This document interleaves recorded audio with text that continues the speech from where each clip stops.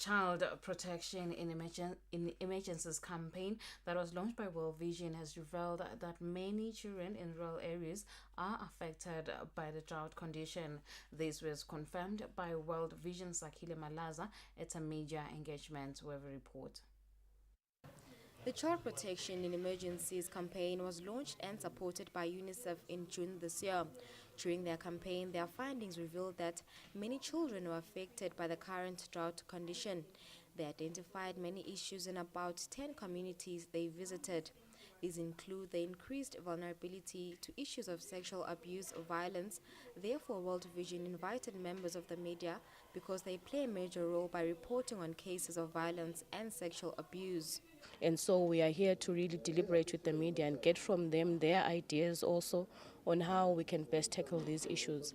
We also want them to note their contribution, and we've even used some of the information that has been reported by the media to inform our programming, to inform our lobbying efforts, especially around the domestic and sexual violence bill, which Parliament is currently considering. A number of areas were affected. According to the national information, it's about 10 areas that were hard hit.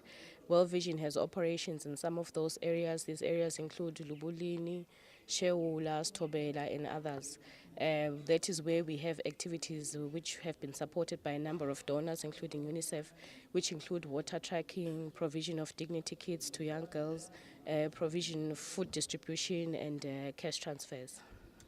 Save the Children Director Dumsani Mnisi says the nation needs to support such initiatives to ensure that young boys and girls are protected.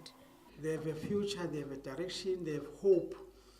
And we can only bring that hope if we can work together collectively, civil society, development partners, media house, the church, and government.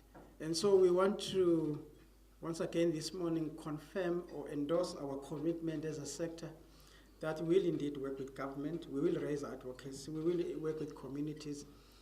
But ultimately, we want to create a much better opportunity, a much better future for these children.